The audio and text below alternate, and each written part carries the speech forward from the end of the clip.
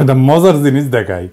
শুরুতেই দেখেন কারা মিছিল কইরা হিন্দু সেজা জয় বাংলা স্লোগান দেয়।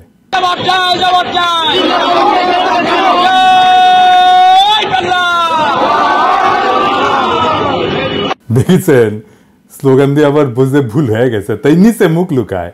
যাই হোক, রেকর্ড হিসেবে রাখলাম। আচ্ছা, এইবার দেখেন আলেম মৌলানারা কি বলতেছেন। হেফাজত নেতা আল্লামা জুনাইদ আল হাবিব সাহেব সবাইকে শান্ত থাকার জন্য নসিহত করতেছেন, সেটাও শোনেন। আমরা কোন উস্কানিতে সামনের দিকে অগ্রসর হব না, আমরা কোন উস্কানিতে পা দেব না, আমরা কোন ফাঁকা ফাঁদেও পা দেব না। আমাদের দেশ বাংলাদেশ, এই দেশকে সাম্প্রদায়িক সম্প্রীতি মুক্ত দেশ। যারা দুনিয়াব্যাপী প্রচার চালায় বাংলাদেশের মুসলমানেরা উগ্র, সাম্প্রদায়িক, দাঙ্গাবাজ, দেখেছেন সেই মুসলমান সম্প্রদায়ের ধর্মীয় নেতারা কেমন কইরা শান্ত থাকার আহ্বান জানাইতেছে।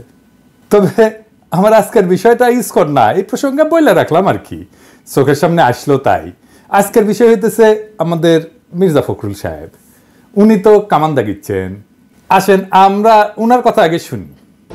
আমি কয়েকটা দিনে আমরা খুব উদ্বিগ্ন, ভয়াবহভাবে।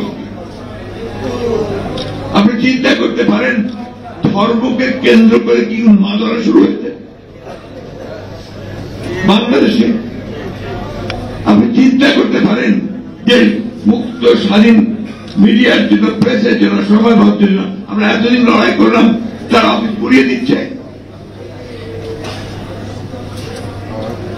এই বাংলাদেশকে আমি দেখতে চাই, আমিও দেখতে চাই না। উনি বলছেন যে বিএনপি দেশের পরিস্থিতি নিয়ে খুবই চিন্তিত। আচ্ছা, ভয়াবহভাবে উদ্বিগ্ন কেন? উনি বলছেন আপনারা চিন্তা করতে পারেন ধর্মকে কেন্দ্র কইরা কি উন্মাদনা শুরু হয়েছে বাংলাদেশে। আপনি চিন্তা করতে পারেন মুক্ত স্বাধীন মিডিয়ার জন্য, প্রেসের জন্য আমরা এতদিন লড়াই করলাম, তার অফিস পুরাই দিচ্ছে। তাই নাকি মির্জা ভাই? কুটি পুরানো হয়েছে। এই বাংলাদেশ তো দেখতে চাইনি, আমি অন্তত দেখতে চাই না। তাই নাকি মির্জা ভাই? পত্রিকা অফিস কই পুরানো হয়েছে? এই যে ধর্ম নিয়ে উন্মাদনা শুরু হয়েছে, কে করছে? কন না কেন? ইসকনের কথা বলেন না কেন? ইসকন যে একজনের কুপায় মারছে তার কথা বলেন না কেন? ভাসুরের নাম মুখে নিতে লজ্জা লাগে। ওই যে চট্টগ্রামের আইনজীবীরে কুপায় মারলো, কোনো বিবৃতি দিচ্ছেন? দেন নাই। প্রথম আলো ডেইলি স্টার নিয়ে একেবারে দিওয়ানা হয়ে গেছেন। আপনি প্রধান রাজনৈতিক দলের নেতা, আপনি গেছেন চট্টগ্রামে আমাদের নিহত ভাইয়ের জানাজায় গেছেন? যান নাই। তো পত্রিকা অফিস পুরানোর কথা দেখে আমি ভাবলাম যে আমি নিজে ভুল দেখছি কিনা, তাই একটা পোস্ট দিলাম ফেসবুকে। এই যে এটা প্রায় 12,000 লাইক পড়েছে। কেউ কইল না পত্রিকা অফিসে গত এক সপ্তাহ পুরানো হয়েছে। আপনাকে মির্জা ভাই আবেগ কাজ করেছে, প্রথম আলো যখন আসছে বিবেক কাজ করে নাই। আমাদের দানব হিসাবে উপস্থাপন করবেন। আপনার বন্ধু মতিয়ালু কয়া দিছে নাকি? নাকি আপনার দলের কেউ কইছে? নাকি আপনি নিজে দেখছেন? দেশের সবচেয়ে বড় দলের শীর্ষ নেতা আপনি, মুরব্বী মানুষ, আপনার মুখের কথাই রেফারেন্স। আপনি সতর্ক হইয়া কথা না বললে তো মুশকিল মির্জা ভাই। উনি এখানে থামেন নাই, আরো বলছেন দুর্ভাগ্য আমাদের কিছু সংখ্যক মানুষ, তারা নিজেদের অত্যন্ত জনপ্রিয়, সবচেয়ে দেশপ্রেমিক বলে মনে করেন। খোটাটা মনে রেখেন কি দিয়ে খোটা মারতেছে।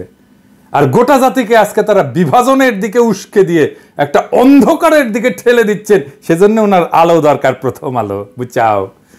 আপনারা ঠান্ডা মাথায় চিন্তা করবেন যে যারা দেশকে বিভাজনের দিকে ঠেলছে, অনৈক্যের দিকে ঠেলছে, তারা আমাদের আসল শত্রু না মিত্র? আসলেই তো আমাদের দেখতে হবে বিভাজনের দিকে কে ঠেলিচ্ছে, এটা আমরা দেখবো। আইসেন, হ্যাঁ মির্জা ভাই খারান একটু হাইসেনি।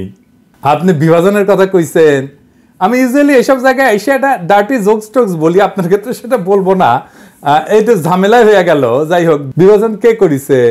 আপনি কি বলেছেন জামাতকে নিয়ে? দেখেন, জামাতের পক্ষ থেকে আসা বক্তব্যের বিপরীতে তিনি বলছেন যারা ভোটে জিততে পারবে না, সরকার চালাইতে পারবে না, তারা এসব কথা বলে।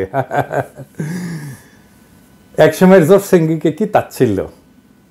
আপনারা সেনা প্রধানের ডাক পাইয়া যে ড্যাং ড্যাং করতে করতে ক্যান্টনমেন্টে গেলেন, তারপর একটা তত্ত্বাবধায়ক সরকার বানালেন, ধ্বজভঙ্গ উপদেষ্টা দিয়ে খুঁজে খুঁজে বের করে আসছেন। দিনে 6 বার অ্যাডাল্ট ডায়াপার বদলাইতে হয়। আমাদের জিজ্ঞেসিলেন যে কি মত আপনাদের?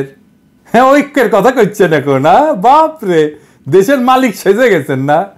ছাত্র শিবির ছাত্রদল মারপিট শুরু হইল। আপনার ছাত্র দলের চট্টগ্রামে পোলারা আমারে কমপ্লেন দিল আমার ইনবক্সে এসে যে আপনার প্রিয় ছাত্র শিবির কইরে একবার কয় আপনার প্রিয় ছাত্র শিবির কবে প্রশংসা করছিলাম ওই একটা সারিন্দা বাজায় আর কি ওই কয় আপনার প্রিয় ছাত্র শিবির আমগরে মারতেছে কিছু একটা করেন তা আমি কইলাম দুই সংগঠনকে নিয়ে বসবো এভাবে মারপিট করলে কেমন করে হবে ফ্যাসি বিরোধী দলগুলা ছাত্র শিবির ছাত্র দল দুই দলে কিন্তু রাজি হইল টাইম ঠিক হইল ছাত্র দলের প্রেসিডেন্ট সেক্রেটারি ছাত্র শিবিরের প্রেসিডেন্ট সেক্রেটারি কেন্দ্রীয় একসাথে কথা বললে টাইম ঠিক হইল আমার টাইম সকাল 5টা আমি চোখ মুছতে উঠিয়া জুম মিটিংয়ে বসলাম ছাত্র শিবিরের প্রেসিডেন্ট সেক্রেটারি আসলো ছাত্র দল আসলো না ফোন দিলাম কয় আমরা তো ট্যুর করতেছি আমি বললাম আচ্ছা ঠিক আছে ট্যুর শেষ কইরা তারপরে কইয়েন আমরা বসবুনি আবার পরে আর করলো না শুনলাম বিএনপির শীর্ষ নেতারা চায় না তো মারপিট যে হচ্ছে সেটা বন্ধ করার জন্য ডায়ালগ করতে রাজি না বিএনপি জাহাঙ্গীরনগরের ছাত্র শিবির থাকলে সেখানে ছাত্র দল যায় না আর কে কমপ্লেন করেছে যে ছাত্র শিবির কেন এটি বামেরা না কলে ছাত্র দল করেছে গত কয়েকদিন আগে জাতীয় ছাত্র সংহতি সপ্তাহ উপলক্ষে শিবিরের মত বিনিময় সহ 34টা ছাত্র সংগঠন আসলে ছাত্র দল আসেনি কিন্তু কেন মিটিংয়ে বসে ডায়ালগ করবে না আন্দোলনের সহযোদ্ধাদের সাথে আবার ঐক্য আর বিভাজনের গল্প বলতেছেন মিরেশ্বরায় জামাতের মিটিংয়ে হামলা করছেন কেন করছে আপনাদের কাছ থেকে অনুমতি নেয় নাই আপনাদের কাছে অনুমতি নেওয়া লাগবে হ্যাঁ আপনারা ঠোলা হয়ে গেছেন না সরকার হয়েছেন অনুমতি নিয়ে মিটিং করতে হবে তালুকদারি পাইছেন বাংলাদেশকে বিভিন্ন জায়গায় তো দখল শুরু করে দিচ্ছেন ওইটা নাই কই তো বিভাজন কে করছে মির্জা ভাই চুপকে সরাবে বললো ছাত্ররা আমরা সাপোর্ট দিলাম আপনারা বাগড়া দিলেন বললেন না বদলানো যাবে না আমরা বললাম নতুন সংবিধান লাগবে আপনারা বাগড়া দিলেন বললেন না পুরানাই সহি এই সরকারের ম্যান্ডেট নাই বদলাইতে পারবে না আমরা বললাম আওয়ামী লীগকে নিষিদ্ধ করতে হবে আপনারা বললেন না না না না না না আমরা নিষিদ্ধ করার কে নিষিদ্ধ করবে জনগণ তো আমরা কি জনগণ না আমরা হরিদাস পাল আমরা বললাম আওয়ামী লীগকে নির্বাচন আসতে দেওয়া যাবে না আপনারা প্রফেসর ইউনূসকে যে কয়ে আসলেন না না না আওয়ামী লীগকে নির্বাচনে আনতে হবে আসবে নির্বাচন করবে সারা দেশে একটা জাতীয় ঐক্যমত তৈরি হয়েছে ইসকন নিষিদ্ধের বিষয়ে আপনি যাই বলে আসলেন প্রফেসর ইউনূসকে আপনারা চান না ইসকন নিষিদ্ধ হোক আপনি বলতেছেন বিভাজন অনৈক্য আপনি শুরু করেন আগে অনৈক্য আপনি ইন্ডিয়ারে খুশি করার জন্য আপনি আওয়ামী লীগের নির্বাচনে আনতে চান ইসকনকে নিষিদ্ধ করতে চান না ইন্ডিয়াকে খুশি করার জন্য আপনি কি ভাবছেন ইন্ডিয়া আপনাদের প্রচুর প্রেম দিবে হ্যাঁ জিয়া রহমানকে কে মারছে ইন্ডিয়া বিডিআর আর্মি অফিসারদের কে মারছে ইন্ডিয়া আপনাদের এত বছর ক্ষমতার বাইরে রাখছে কে ইন্ডিয়া আপনি কি জাতির সাথে মস্করা করতেছেন মির্জা ভাই আমরা যেটাই বলি সেটাই না বিভাজন তো আপনি করতেছেন তার মানে হইতেছে ঐক্য মানে আপনার মত মাইনা নেওয়া আপনার অনুগামী হওয়া আপনার দাসত্ব করা এটা আপনার কাছে ঐক্য হাসিনা আমাদের বলতো উন্নয়ন বিরোধী আর আপনারা ক্ষমতায় যাইতে না যাইতে নতুন টার্ম আবিষ্কার করেছেন ঐক্য বিরোধী বাহ খুব মসৎকার ঐক্য মানে কি জি হুজুর করা আপনার সব কথায় আমরা কি আপনার দলের কর্মী যে থাপ্পড় দিবেন সবার সামনে আর আমরা বলবো আহা আহা কত্তা আমাকে থাপ্পড় মারিছে দেখিস আমাকে কত আদর করে বাপের মতো শাসন করে এটা কমো আপনি কি আসলেই প্রকাশ্যে কাউরে থাপ্পড় মারতে পারেন না পারেন না কোনো এথিক্যাল মডার্ন স্ট্যান্ডার্ডে আপনি পারেন না আপনারা গান্ধী বইলা ট্রল করতো পাবলিকে জানেন কিনা জানি না আপনি থাপ্পড় মাইরা সে ট্রল করা বন্ধ করে দিলেন আপনি দেশের ঐক্যের কথা বাদই দেন আপনি দলের ভিতরে ঐক্য রাখতে পারছেন আসেন দেখি হাসিনা পলানোর পরে আপনার দলের অন্তর্কোন্দলে 19 জন নিহত হয়েছে আহত হয়েছে 556 জন আমি গুনছি এডিটর সাহেব দেখান একটার পর একটা নিউজ দেখান এডিটর সাহেব কতজন নিহত হয়েছে যোগ কইরা দেখান মির্জা ভাই আপনার নিজ দলের লোক তার সহযোদ্ধারে মারছে প্রত্যেক 5 দিনে একজন মারা গেছে প্রত্যেক দিন গড়ে 5 জনের বেশি আহত হয়েছে আপনার নিজ দলের ঐক্য নয় আপনি দেশের ঐক্য কেমনে কায়েম করবেন আমাদের অনেকের জন্য দোষ দিতেছেন আপনার ঐক্য নিয়ে কথা বলার কোনো বিন্দু মাত্র নৈতিক অধিকার আছে আপনি আওয়ামী লীগকে নির্বাচন করাবেন চুপ্পুকে রাখবেন হাসিনার সংবিধান রাখবেন ইসকনকে রাখবেন ডেইলি স্টার প্রথম আলোর মতো ভারতের 1 নম্বর অ্যাসেট বাঁচাইবেন তার পক্ষ হয়ে আমাদের উপরে ঝাঁপায় পড়বেন তারপর আবার বলবেন ঐক্য চাই না তার মানে আমাদের কোনো রাজনীতি থাকবে না আমাদের আপনার রাজনীতি করতে হবে শেখ মুজিব যেমন পাহাড়ে যায় বলছিল তোরা সবাই বাঙালি হয়ে যায় আমাদের কি সবাই বিএনপি বানাবেন আপনি আমরা তো বিএনপি করবো না রাজশাহীর যখন পলিটিক্স করতাম ছাত্র রাজনীতি করতাম তখন ছাত্র দলের এক নেতা হয়ে কইছিল যে আমরা বিএনপি করি গল্লিক খাই গল্লিক হ্যাঁ, তা আমরা তো গোল্লিক খাবো না। আর গোল্লিক না খাইলে আপনি কইবেন ঐক্য নষ্ট করতেছি। হাসিনার চাইতে কোন ক্ষেত্রে ভালো আপনি? আমাদের দেশপ্রেম নিয়ে খোটা দেন মির্জা ভাই। হ্যাঁ, পিনাকি ভট্টাচার্যের কোনো দেশ নাই, সে রাষ্ট্রহীন রিফিউজি। সারা দুনিয়া আমার দেশ, আমার আলগা কোনো দেশপ্রেম নাই। আমার মাতৃভূমি, মানুষের প্রতি কর্তব্য আছে, সেই কর্তব্য পালন করি। আপনারা মন্ত্রী হবেন, সরকার বানাবেন, আমরা যেই জায়গায় ছিলাম সেখানেই থাকবো। আর আমরা যদি আপনাদের মতো ক্ষমতার কাঙ্গাল হইতাম, তাইলে আপনাদের লাঠিঝাঁটা খায়া হইলেও আপনাদের সাথে এখনো ঘষ্টাঘষ্টি করতাম। আপনারা ক্ষমতার অলিন্দে উঠতে যাইতেছেন, এমন মাহেন্দ্রক্ষণে আপনাদের সাথে সম্পর্ক নষ্ট করতাম না। এ বান্দা মানুষের পক্ষে থাকবে, এ বান্দা ক্ষমতার। আপনারা আপনাদের ঐতিহ্য ধরে রাখছেন। 1975-এর 15ই আগস্টের নায়কদের ওন করেন নাই, তাদেরকে ফাঁসিতে যাইতে দিচ্ছেন, ছায়া ছায়া দেখছেন। দীর্ঘদিনের জোট সঙ্গী ইসলামী দল জামাতের হাত ছেড়ে দিচ্ছেন। 2013-র 5ই মে আপনাদের কথা ছিল না আপনারা মাঠে নামবেন, আলেমরা আপনাদের ভরসায় আইসা বেঘরে মারা গেল। কোনোদিন সরি বলছেন? আমাদের পিঠে ছুরি মারবেন, এটা নতুন কি? হ্যাঁ, আমরা কেউই নিজেদের জনপ্রিয় বলে মনে করি না। আমরা জনতার কণ্ঠস্বর। যে কণ্ঠস্বর আপনারা শুনতে চান না, সেই কণ্ঠস্বর জনতার নেতা বানায়। জনপ্রিয়তা জনতার কাছ থেকে আসে। যারা তার কাছাকাছি তারাই জনপ্রিয় হয়, তাদেরকেই পছন্দ করে, তাদেরকেই ভালোবাসে। আপনাদের তো আমাদের দরকার নাই। আমরা তো ক্যানন ফোডার, জানেন তো? খরচাযোগ্য মানে জানেন ক্যানন ফোডার এই শব্দটার মানে? এটা একটা সামরিক পরিভাষা। এটা খুব অল্প ট্রেনিং পাওয়া সৈন্যদের ক্ষেত্রে বোঝানোর জন্য ব্যবহার করা হয়, যারা যুদ্ধে শত্রুর কামানের গোলার আঘাতে প্রথম সারিতে মারা যাওয়ার জন্য তাদেরকে পাঠানো হয়, মানে কামানের খাদ্য আর কি। এইটা সাধারণত সেই সৈন্যদের জন্য বলা হয় যারা সংখ্যায় বেশি, কম প্রশিক্ষিত বা কম গুরুত্বপূর্ণ।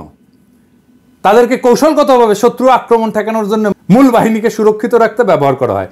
মূল বাহিনীর সামনে ক্যানন ফোডাররা থাকে, এবং আধুনিক সময়ে ক্যানন ফোডার শব্দটা রূপক অর্থে ব্যবহার করা হয়, যেখানে এমন লোকদেরকে বোঝায় যাদের সহজে খরচাযোগ্য মনে করা হয়।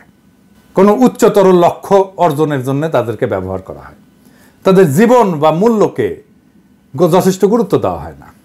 যেমন আপনাদের আন্দোলন সংগ্রামে রক্ত দেওয়ার সময় মাদ্রাসার ছাত্রদের লাগে, গরিব মানুষদের লাগে, গরিব মানুষের পোলাদের লাগে। তারপরে যে ক্ষমতায় বসেন আপনারা এলিটেরা, ওরা ক্যানন ফোডার। আপনার ক্ষমতায় যাওয়ার সিঁড়ি। আপনাদের প্রথম আলো আছে, ডেইলি স্টার আছে, মোদির ভারত আছে, বাইডেনের আমেরিকা আছে। আমরা কোন হরিদাস পাল? আমরা সেই প্রথম সারির সৈনিক। আমরা নির্বাসনে থাকবো, আমরা মইরা গিয়া আপনার ক্ষমতায় যাওয়ার সিঁড়ি তৈরি করে দিব। রাত নাই দিন নাই অ্যাক্টিভিজম করব, তারপরে আমাদেরকে পিঠে ছুরি মেয়েরা আপনারা তার উপর দিয়ে যে সিংহাসনে বসবেন। আপনাদের লজ্জা হইল না নওয়াবের আমন্ত্রণে যে লড়াইয়ের সাথীদের বিরুদ্ধে কথা বলতে? নওয়াব মানে সংবাদপত্র মালিকদের সংগঠন, এর প্রেসিডেন্টকে জানেন? সেই দুর্বৃত্ত ব্যবসায়ী একে আজাদ। এডিটর সাহেব দেখান তার ভিডিও। প্রথমত আমি তোমাকে চাই, শেষ পর্যন্ত তোমাকে চাই, আবার দেখান। মাননীয় প্রধানমন্ত্রী, আমরা উন্নয়নশীল দেশ থেকে মধ্যম আয়ের দেশে উন্নীত হতে যাচ্ছি। অনেক অসম্ভব আপনি সম্ভব করেছেন। ব্যবসায়ীরা নিরাপদে ব্যবসা করতে পারছেন। আপনি রাজনীতিক স্থিতিশীলতা এনেছেন। স্থিতিশীলতাই সমৃদ্ধি ও শান্তি আনে।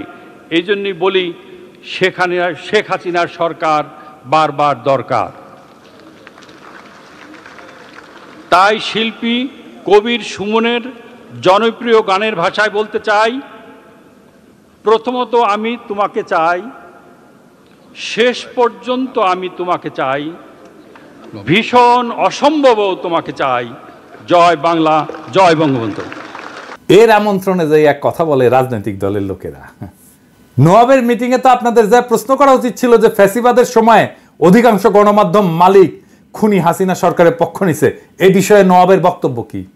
আপনাদের তো প্রশ্ন করা উচিত ছিল হাসিনার দুঃশাসনে বন্ধ করে দেওয়া পত্র পত্রিকা টেলিভিশন চ্যানেলগুলোর ক্ষেত্রে তখন নওয়াবের ভূমিকা কি ছিল? আমার দেশ বন্ধ হয় নাই?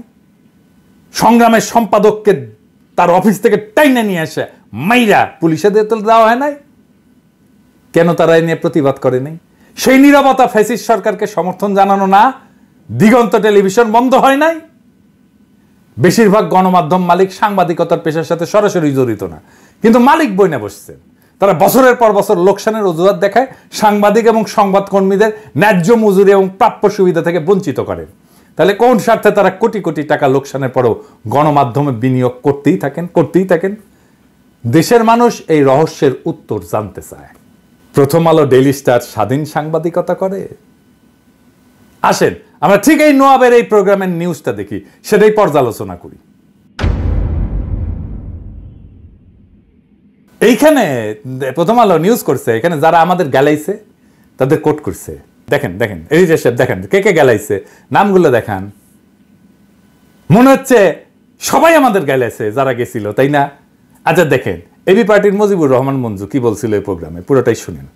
আমি খোলামেলা ভাবে বলছি, প্রথম আলোর বিরুদ্ধে অভিযোগ কি, ডেইলি স্টারের বিরুদ্ধে অভিযোগ কি? যারা অভিযোগ দিয়েছেন দুই পক্ষকে নিয়ে কি বসা যায় না? কেউ কি বসার উদ্যোগ নিয়েছেন? বসেন, কথা বলেন। যদি সত্যিকার অর্থে আমাদের কোনো ব্যাড রিপোর্টিং এর কারণে কেউ যদি ক্ষতিগ্রস্ত হয়, আমরা কেন তাকে সরি বলবো না? কেন সেটা সমাধান করব না? আমরা যে জিনিসটা টেবিলে সমাধান করা যায় সেই জিনিসটাকে আমরা মতাদর্শিক দ্বন্দ্ব, ব্যবসায়িক দ্বন্দ্বে রূপান্তরিত করি। মুজিবুর রহমান মঞ্জুর এই কথা আছে এখানে, লিখছে এই কথা, লিখে নাই। এটাই হইতেছে ন্যারেটিভ তৈরি। মুজিবুর রহমান মঞ্জুর কথা সাপ্রেস করছে, ঢাইকা দিছে, তার কণ্ঠস্বরকে ঢাইকা দিছে। নাগরিক কমিটির নাসির গেছিল, সকল ইসলামী দল গেছিল, তারা ভালো বক্তব্য দিছে, আমরা শুনছি কে কি বলছে, তাদের ধন্যবাদ জানাই। কিন্তু প্রথম আলোর মতির দ্বন্দ্ব যারা মালিশ করছে তাদের আমরা ক্ষমা করব না। মির্জা ভাই ওবায়দুল কাসের বলছিল না যে পালাবো না, দরকার হইলে মির্জা ফখরুল সাহেবের বাসায় যে উঠবো, ঠাকুর গায়ে একটা বাসা আছে না? এডিটর সাহেব শোনান এটা। পালাবো না, কোথায় পালাবো?